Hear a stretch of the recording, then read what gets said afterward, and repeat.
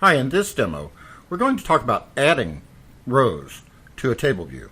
This is really a pretty simple procedure. There's a couple of things detail-wise that you need to be aware of when we perform delegation from a view controller back to another view controller. We need to be aware of that within a storyboard environment. So we've added a view controller here, and this view controller, if we zoom in on it, we can see that this has a title of new item, and then a label. This is a static label. This is a text field control, a UI text field control, and then we have a button, add. Now, from our table view controller, we've added a bar button item called new with the text new on it, and we have simply dragged a new segue from the new button to our new view controller. Now let's look at the properties of this segue. This segue is a push segue because we're embedded within a navigation controller. When we use a navigation controller, we always use a push segue. And the identifier on this is adding. Now, how are we going to get the information back from the adding view controller from this text field? The text field's text is going to be the new item that we're adding. We need to get the information back to the table view controller in order to add it to our NS array that we've got. The way we do that is, of course, through delegation. So when this add button is clicked, we have a protocol in the adding view controller, and it is called name was added with the string that we get out of the text field. We've also declared that delegate, that protocol, as a property named delegate, and we've also got an IB outlet for the text field. And we've got two methods.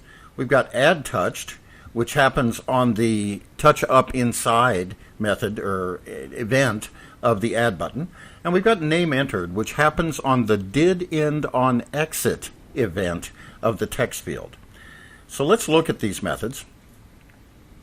First of all, we synthesize the label and the delegate property, and then the add touched takes makes sure that there is something being added.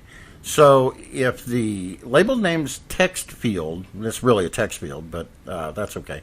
If the text property is equal to an empty string, then we don't do anything.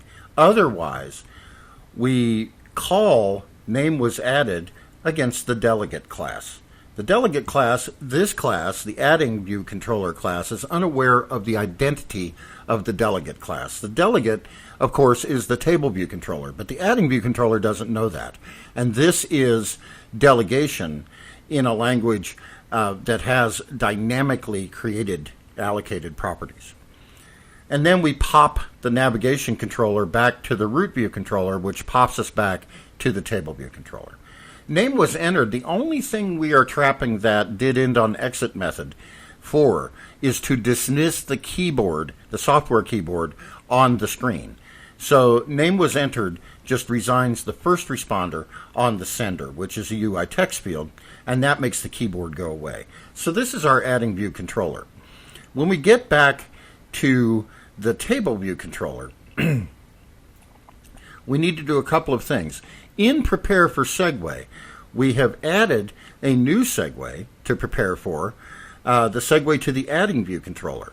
So if segue.identifier is equal to string adding, which is the identifier for the adding view controller segue, then we downcast segue.destination view controller as an adding view controller, and then make its delegate this class.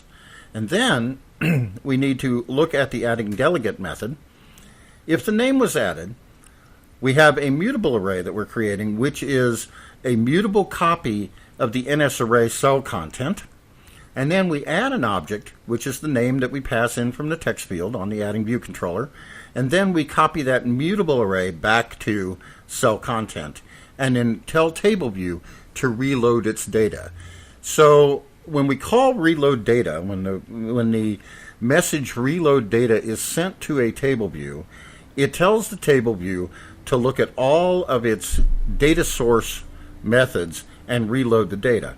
We have a new member of the cell content array. And so in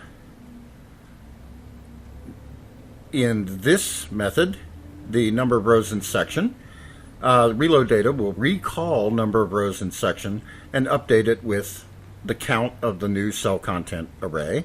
Cell for row at index path will also look at that new data and get the text label of the next one from the object at the index path row for the new copy of the cell content array. And when we run this, we see our delegation in action. First thing that happens is when we press the new button, we already have a segue that is defined by the storyboard.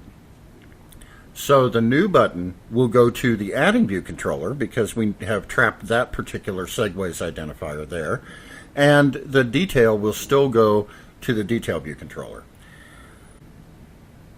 Here we go.